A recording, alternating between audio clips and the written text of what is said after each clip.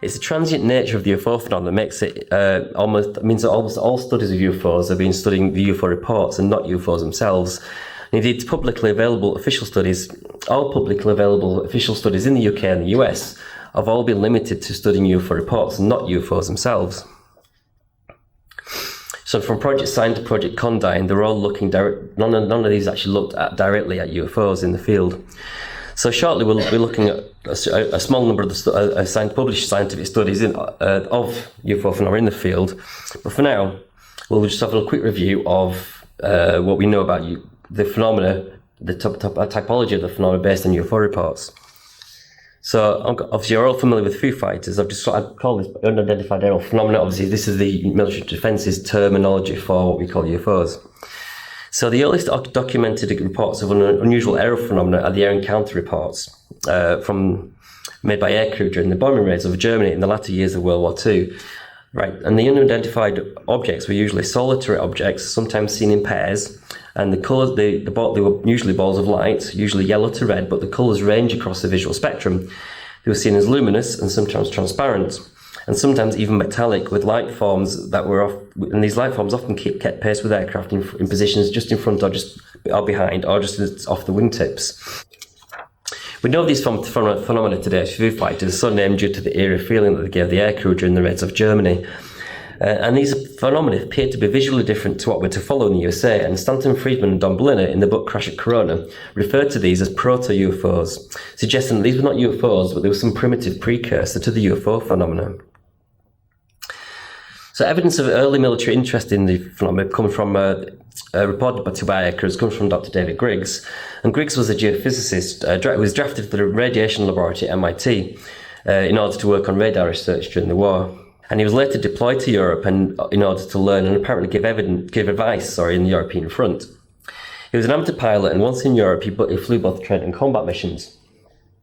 So his placement in the European theatre of war and the fact that he was a pilot flying missions was in prime position to collect air encounter stories from other pilots. After the end of the war in Europe, Griggs was moved to the Pacific theatre of war, where this time he came across more reports from aircrew, and his remarks show that he was becoming aware of that the phenomena was exhibiting a geographical pattern. In an interview with researcher James MacDonald, he said, "We had all kinds of troubles with these things in Europe, but the phenomena were quite different in Japan. They were all of one type, red fireballs. Certain regions were of high frequency of reports in Japan. One was in southwest of Tokyo, and there were two such regions of high density." Griggs believed that the Pacific Theatre was experiencing more sightings than he'd seen in his time in Europe. MacDonald asked if he felt that it was mass hysteria. Griggs replied, "Of course not." According to MacDonald's notes on this in his conversation with Griggs, he was convinced that there was something real involved, but he wasn't sure what it was. The authors, Swords and Powell, point out in their book UFOs and Governments that despite official interest by the military intelligence community, no information regarding this interest has ever been released. They suggest that the reports Griggs made may have been referred to when the Intelligence Centre at Wright-Patterson sent the Director of Air Force Intelligence at the Pentagon a message about fireballs in 1952. These phenomena made their appearance over both Germany and Japan in World War II and have never been completely explained, and there is no record of aircraft having been damaged by them. So they're suggesting that this basically means that there's some report on Foo Fighters that is in official hands that we're just not privy to. But a year after the end of war in Europe, these mysterious objects were once again reported over the continent, this time across the Scandinavian countries of predominantly Sweden, Finland and Norway. So lights in the sky had been reported during January, and in February the sound of an engine in the sky had mystified citizens, including an air traffic controller at an airfield. It was puzzling because it occurred at night during a snowstorm that had made flights in the area impossible. The first report of a phenomenon that was clearly identified as an object was a report of a rocket-like craft appearing over Stora Malösa, which is in Sweden, and local police had received reports from two motorists who had seen an elongated craft resembling a rocket or a zeppelin. A few days later, there were newspaper reports of bright meteors in the south of Sweden, with witnesses making comparisons to the flying bombs they'd seen during the wartime. And then on May 25th, a Swedish newspaper had used the term a rocket bomb in a headline, and the same newspaper then coined the term Spock rocket, meaning ghost rocket, or more precisely spirit rocket, in its headline of May 28th. In early June, there was a meeting between the British Air Attaché in Stockholm and a Swedish general. And this indicated that the Swedish military up to this point didn't consider the phenomena worthy of interest, with the general stating that he thought they were just merely imagination or observations of meteorites. However, by June 26th, the commander of the military district of Mojave in the north of Sweden had issued instructions of how to report incidents with, quote, a certain kind of light phenomenon that could be associated with, quote, tests made by foreign powers with guided weapons. By early July, there was a series of meetings began that formed an official committee to study the phenomenon, and Colonel Bengt Jakobsen from the Royal Air Management was as chair.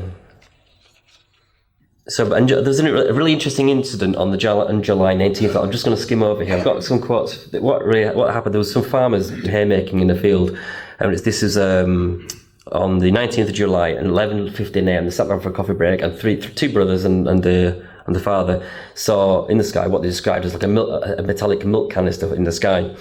And they watched it for about 15 minutes and it moved away to the south-southeast. Now, 15 minutes later, like 100 miles away to the south-southeast, there was a Lake Sholnarev, and it was multiple witnesses witnessed an object crashing into the lake. So the Ghost Rocket Committee met in Stockholm discussed the Sholnarev incident just 3 days after the event. And over the next few months, they'd sent personnel to the area to conduct interviews and investigate the point of impact. And this is Lieutenant Bartol actually on the barge, where they would essentially dredge in the lake for a period of like 10 days or maybe 2 weeks. And they brought up lots of samples, but the few samples that they got tested were all they're all natural, nothing unusual. So the incident was one of several where ghost rockets had been reported to have fallen in a body of water, and the Sholnarev incident appears to have been considered to be the most important of these events, to the point where the military even considered draining the lake to find pieces of it. The exercise was deemed too expensive. Throughout numerous other investigations into ghost rocket incidents, it was reported that 33 pieces of debris overall from ghost rockets were analysed in total, all resulting in natural explanations. These events and failure to recover the rockets from the reported crash sites did not impress the British military attaché, who stated that there's been no progress in the recovery of these missiles at Kalix. In all, 3 lakes are involved in the previous incidents, and the latest report is of missiles falling into the sea nearby, depth of water of only 3 feet. It must be appreciated that Swedish methods of operation are extremely slow and probably unproductive. Recovery operations are uninspired and radar reports are probably highly inaccurate. The concern in the US went to the top with an August 1st memorandum to President Truman from the Assistant Director of Central Intelligence, and it stated that the missiles were jet-propelled V2-like rather than rockets, meaning they were cruise missile-like, and that it claimed, the author of the report claiming that they were being used by the USSR to intimidate the Scandinavian countries, Great Britain or the US, and also claimed that these were from the Peenemünde Research Centre, rocket proving ground. But with the end of 1946, the ghost rocket scare was over.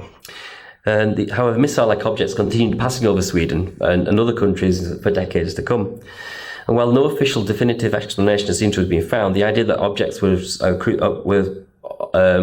Soviet missiles is generally not accepted because, quite frankly, no known agency had the capacity to build and fly cruise missiles in 1946.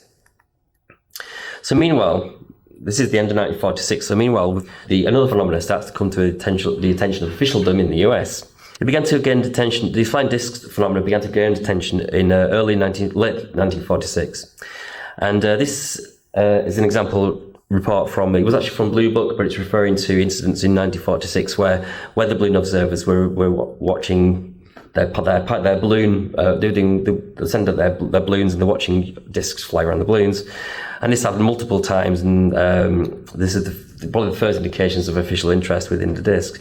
But it shows another characteristic that was different from the Scandinavian flag. So unlike the Swedish counterparts of ghost rockets, the flying discs, the ghost rockets would appear as projectiles of some kind, while flying discs would obviously just hang around and move around in an object or an area or a balloon, and then before shooting off into the distance. So there was a characteristic that was different to what they were seeing in Sweden and Norway. So this photograph shows 2 flying discs that were witnessed by multiple observers in Pontiac, Michigan, and on July 7th of 1946, while sailing over Orchard Lake Country Club. So these were 2 of 3 discs seen that were described as being 2 feet in diameter and 2 to 4 inches thick. So this form is clearly one of those identified by the first official US Air Force studies into UFO reports.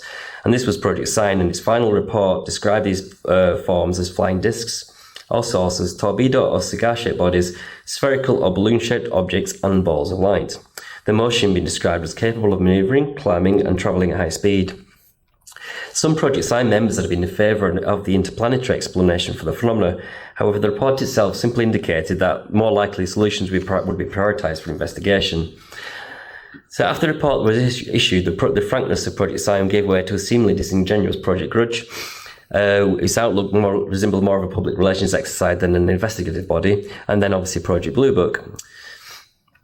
It was interesting in Britain as well. There was a flying saucer working party was set up in 1951 in Britain, and Churchill. The report basically said there's probably nothing to this, but a year later, an incident happened in Washington DC that raised Prime Minister Churchill's interest sufficiently again, where he asked for another report. So interesting UFOs grew in the 1950s, with sightings in the US and various shapes and sizes continuing globally. Sightings peaked in 1952, but not before a curious prediction given to Edward Ruppelt and relayed in his book, The Report on Unidentified Flying Objects. According to Ruppelt, a government scientist told him that within the next few days, things are going to blow up and you're going to see a granddaddy of all UFO sightings. The sightings will occur in Washington or in New York, he said, probably Washington. So from July 19th to August of 1952, there have been numerous sightings of unexplained lights and also radar visual cases as well. And military aircraft have been sent in to intercept and investigate. The orange lights have been observed visually over the White House. During the incident, it was reported that so many phone calls were being made to official channels that the concern was that the military intelligence communication networks were being compromised by the reporting of the phenomena, whatever this phenomena was. UFOs were becoming a national security concern by virtue of people wanting to talk about them. And if orange balls of light over the capital could do that, then conceivably so could a foreign power. The incident gave rise to the 1952 CIA recommendation that resulted in the scientific committee called the Robertson Panel that met in 1953, and they concluded that no evidence of a direct threat to national security was found in the object cited. Additionally, in their conclusions, they stated that nothing of scientific value could be found in UFO reports, and it was recommended steps to debunk UFO reports in the media. But it was the US Air Force funded study directed by Edward Condon, however, at the University of Colorado that became the thorn in the side of ufology, following the publication of Condon's recommendations in 1968. Condon was a no-nonsense physicist, and he was well respected within the scientific community. And in the Colorado study report, he wrote, "Our general conclusion is that nothing has come from the study of UFOs in the past 21 years that has added to scientific knowledge. Careful consideration of the record as it is available to us leads us to conclude that further extensive study of UFOs probably cannot be justified in the expectation that science will be advanced thereby." Condon had said that Condon did not say there was nothing behind the phenomena. It simply said that only, in his estimation, the study had not contributed to a body of knowledge as it was in 1947. And this recommendation was essentially used to shut down reporting of UFOs by the US Air Force. And however, in the report itself, later in the report, he actually said that further research the recommendation against further research may not be true for all time. It was simply the case that according to Condon, continued to expend resources, money, it was unlikely to yield anything else, and so was likely unjustified. It's also worth remembering that the study was all able to study the phenomena by studying UFO reports and not UFOs themselves. And while the study did have provision for field investigations, this reportedly didn't prove to be effective because the investigators would always arrive too late to be of any use and actually wouldn't see anything. In a critique by one scientist, the study failed because the administrators did not recognise the need for observation stations in the field. Another scientist, British physicist Peter Sturrock of Stanford University, had been highly critical of Condon's conclusions and the methodological mistakes made in his study design. In Sturrock's words, he said, instead of solving one problem, my study of the Condon report left me with three. Firstly, the case studies and staff summaries gave me further reason to believe that the UFO problem was non-trivial and unsolved. Second, I was quite unable to understand why the Condon's conclusions and recommendations bore no relation to the work of the Corralado project. And third, I found it impossible to publish my evaluation of the Condon report in a scientific journal. It was Sturrock's position that the definitive resolution of the UFO enigma would not come about unless the problem was subjected to open and extensive scientific study by normal procedures established by science and by administrators in universities. It's worthwhile revisiting, before we move on to the scientific studies, it's probably worthwhile revisiting attempts to classify UFO reports. And these were based on, these were done by ufologists based on UFO studies. You're aware of these already. So this is Hynek's classification system, the famous one. He classifies UFOs as being nocturnal lights, gel-like discs, radar visual cases. These first three being referring to objects observed at distances. The next three made famous by Spielberg, obviously, are close encounters of the first, second, and third kind. First being a sighting within 500 feet.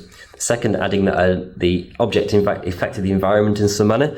And the third being the sighting of occupants or entities associated with the object. Common addendums to this are C4 for UFO abductions and C5 for human-initiated contact. However, these are really subsets of C3. Jacques came up with one of the most comprehensive UFO classification systems to aid UFO reporting studies. His original system dealt with a detailed set of circumstances under which the UFO was seen, included its appearance and motion. He later attempted to unify that with Hynek's version, and came up with this one, which he aimed to provision it for like more general anomalous phenomena. And we'll come back to this one later.